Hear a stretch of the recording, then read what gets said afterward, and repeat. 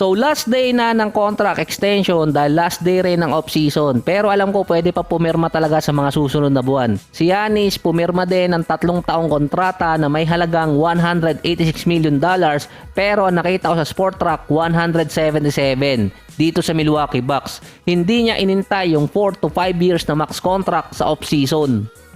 May total pa ring 5 taon si Giannis kasama yung 2024. Ang kontrata na yon until 2028. 32 years old pa lang nun si Giannis pero matagal pa yan. Kung sakali kasi na next year pumirma si Giannis, pwede siyang umabot ng nasa 260 hanggang 300 million dollars.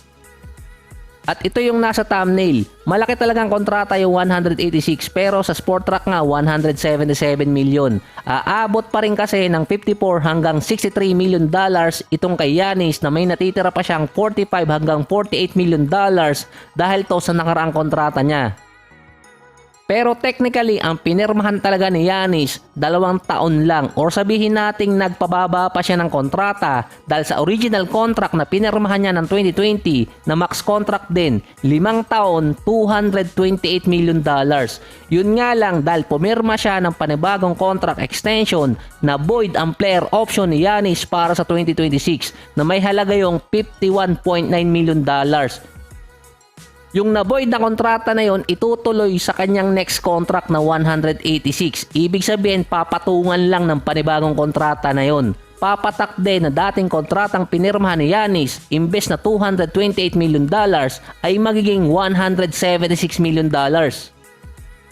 Sa 177 million dollars na kontrata ni Giannis, kung ibabawas mo yung 52 million dollars, ang total na pinirmahan ni Giannis talaga 125. Dahil nga mako-cover kasi nun yung na-void na player option. Sa usual player option, pwede mong tanggihan or i-accept. Tapos may kasunod na extension yun para mapahaba or mapalaki talaga yung kontrata na max na 5 years. Dahil sa mga nakaraang taon, dahil nga sa lockout, dun kasi nilagay yung limit na 5 years para sa max contract. Kung isasama pa kasi yung na-void na kontrata ni Giannis, aabot yun ng nasa 6 na taon. Pagpalagay nating 228 million dollars sa nakarang kontrata, sa panibago naman ay 177 or 186 na. Papatak yun na 414 million dollars ang nakuha dapat ni Giannis sa 2 kontrata. Pero dahil natakpan or na-void yung isa, kontrata doon, nasa 362 million dollars. Si Klay Thompson naman hindi nakasecure ang kontrata na probably paabutin nyo ng free agency.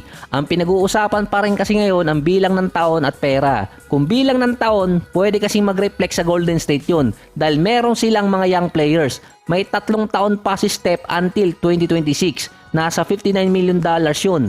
Si Klay, Draymond, Wiggins at posibleng si Kuminga kasama pa si Moody ay abutin din nun. Kaya either way na mahaba or maikling taon ang kunin nitong si Klay ay apektado doon ng Golden State dahil financially talaga yung problema kaya hindi siya nakasecure. Kapag natapos pa yung kay Steph, 37 years old na siya noon.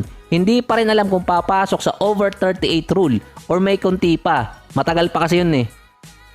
Kung taas naman ang pera, ganun din, tatamaan din ng Golden State at yung kontrata ng mga players na nabanggit ko kanina. Pwera lang kung meron silang i-trade sa mga players na yon. Si CP3 hindi pa kasama dyan dahil next year non-guaranteed yung kanya. Aabutin din ni Klay Thompson yun kung sakali.